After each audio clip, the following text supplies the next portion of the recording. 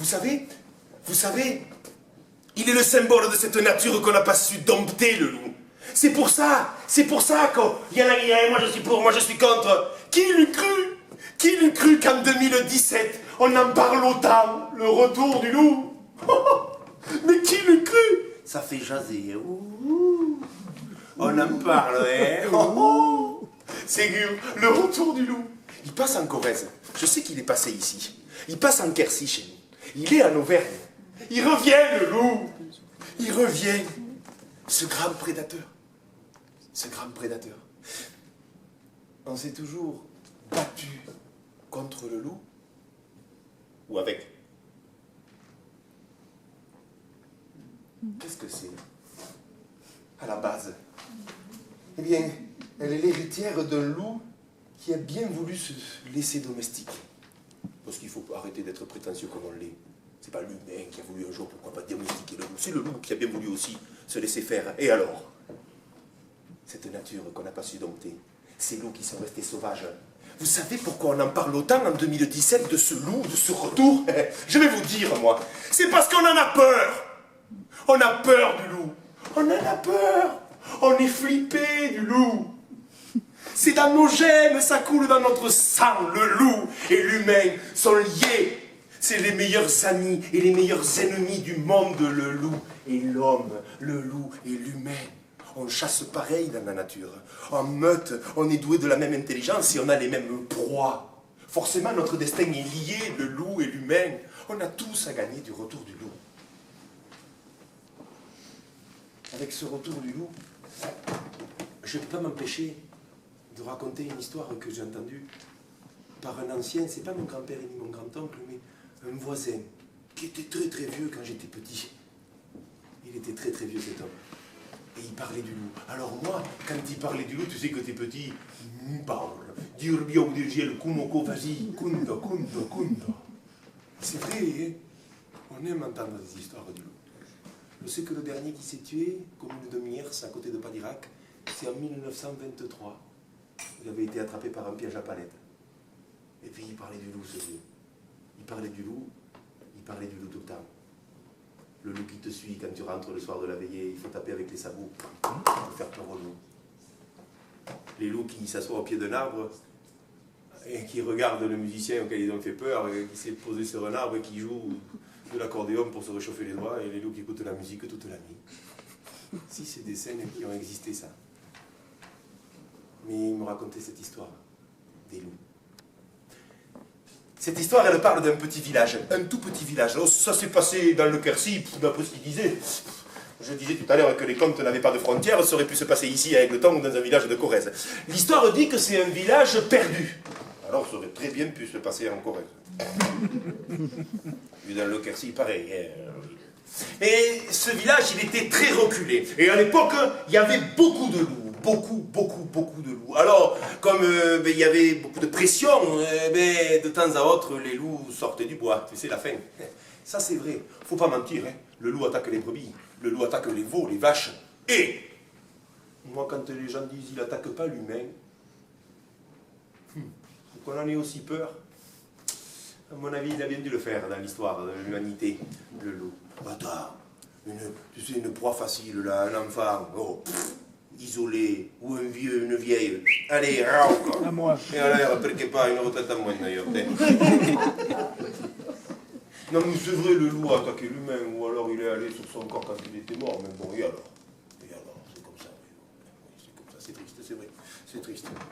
Mais là, dans ce village, les loups attaquaient beaucoup les troupeaux. Peut-être parce que ce village était justement reculé. Oui, c'est possible. Il y avait des bois un peu partout autour, et le loup sortait souvent pour attaquer les troupeaux.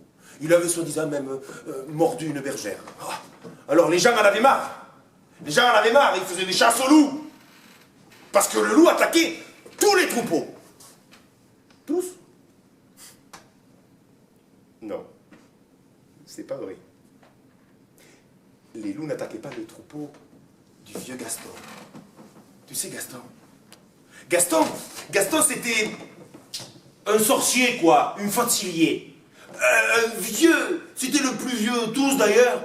Il vivait à l'extérieur du village. Non, lui, vivre au milieu de tout ce monde, Il n'aimait pas ça. Il vivait dans un oustalou, une toute petite maison, sur un pêche, tu vois. Il avait son troupeau et les loups n'attaquaient pas ses bêtes. Alors ça, les villageois, ça, ils l'ont dit.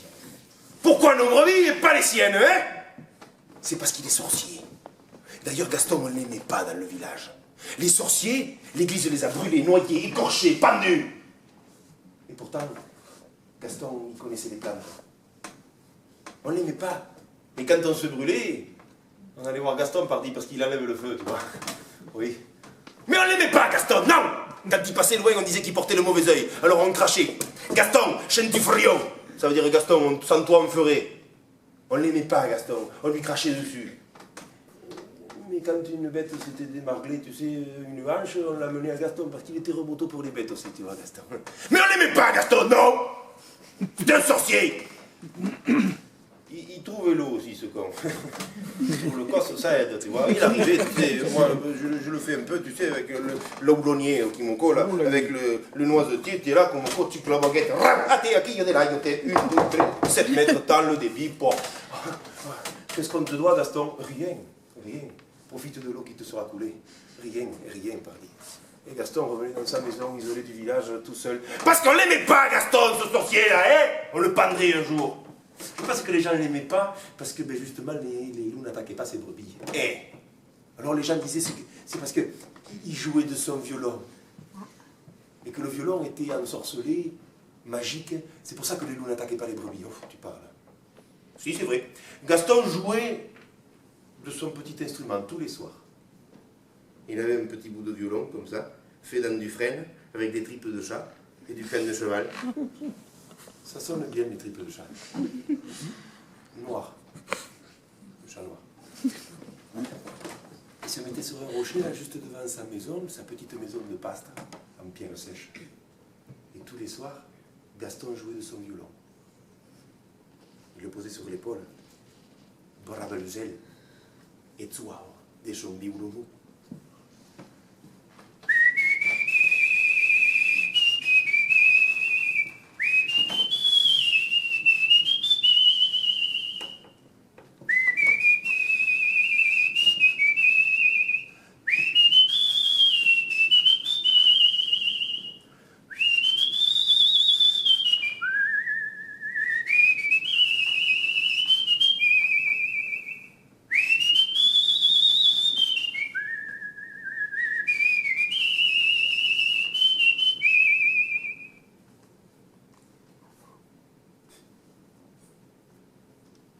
Gaston disait mon violon, il n'est pas du tout magique. Il ensorcelle personne. D'ailleurs, je ne suis pas sorcier. Je joue simplement de mon violon pour dire aux loups que je les aime. Et je les trouve beaux. Je joue de mon violon pour dire aux choses qui sont autour de moi que je les trouve belles, que je les respecte. Et les loups en premier. Je joue de la musique pour leur dire que je les trouve forts, intelligents, puissants. Je joue de la musique pour dire aux loups que je les aime. C'est pour ça qu'ils n'attaquent pas mes brebis. Les villageois comprendre, jouer de la musique aux loups pour dire qu'on les aime. Ouais. Nous me travaillons pas, ok? Couliard. Gaston disait, vous ne comprenez pas tout quand même. Et tous les soirs devant sa maison en pierre sèche, eh bien Gaston s'asseyait là et soir de son biboulot.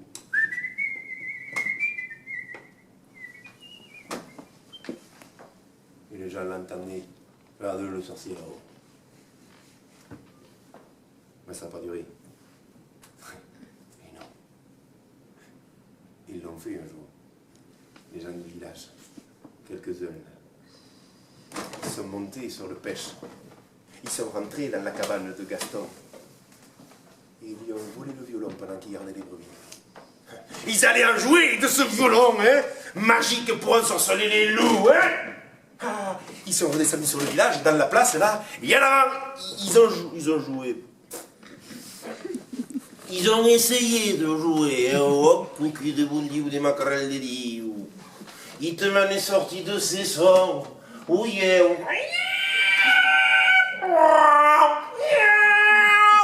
Oh, mieux, tous les gamins pleurait, les femmes n'avaient plus de lait, les vaches non plus, les oiseaux tombaient, les arbres tombaient, les feuilles aussi, un désastre, un désastre, un désastre. Les brebis se sont toutes escampées, les loups ont bouffé toutes les brebis, enfin une catastrophe, tu vois, une catastrophe. Oh diable me ça, hein. Et surtout que Gaston, il a entendu, il a compris. Alors il est descendu au village, Gaston. Il n'y allait jamais. Et là, il récupérerait son violon. Il est rentré, il y avait la place, le trottoir, et du monde là, pas tout le village. La tête baissée, comme des gamins de 10 ans qui a fait une couliardise. Gaston, il est passé dans la foule, et on l'a bien laissé passer. Il a récupéré son violon.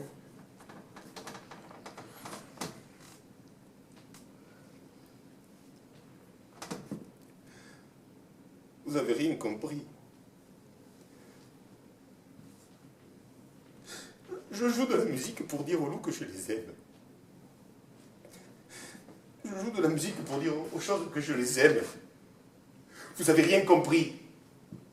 Vous êtes des voleurs. Je ne peux pas rester ici, je ne peux pas. Vous l'avez cherché. Je ne peux pas. Il est sorti de la place. Il est sorti de la place, le Gaston. Et il a mis là tout de suite le violon sur l'épaule. Il s'est dressé, à bien respirer, à boire du gel. Et il a joué tout doucement, tout doucement.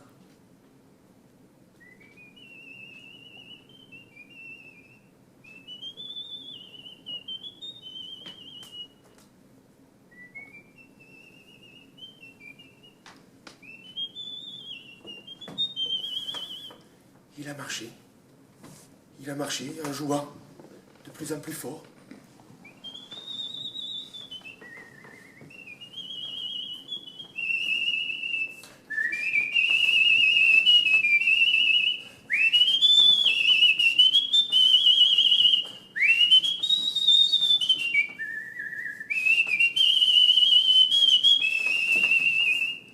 Et les chiens, les chats, les poules, tous les animaux qui étaient autour se sont foutus derrière Gaston.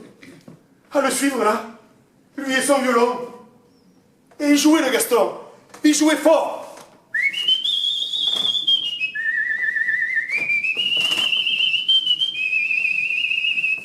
Les brebis, les chèvres, vaches, tout le monde suivait Gaston.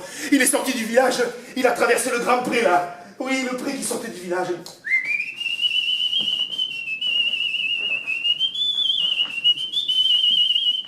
Rentré dans les bois. Oh là, tous les animaux sauvages, les serpents, les rats, les renards, le lièvre, le lapin, les perdreaux, les buses, les arbres se penchaient, tout suivait Gaston et son violon. Le meneur de loups, Gaston, le meneur de loups. Les loups se sont mis derrière lui. Et tout le monde, animaux sauvages et domestiques, suivait Gaston dans les bois.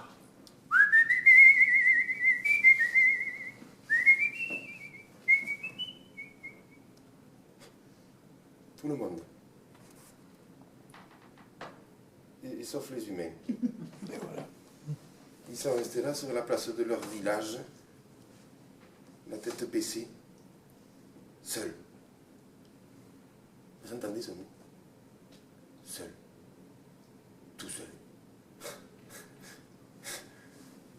Tout seul. Il faut qu'on commence à en parler parce que si on continue, on finira tout seul, ça c'est sûr.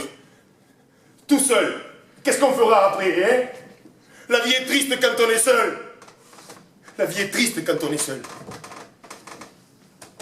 Et vous savez, j'aime beaucoup cette histoire qui parle des loups.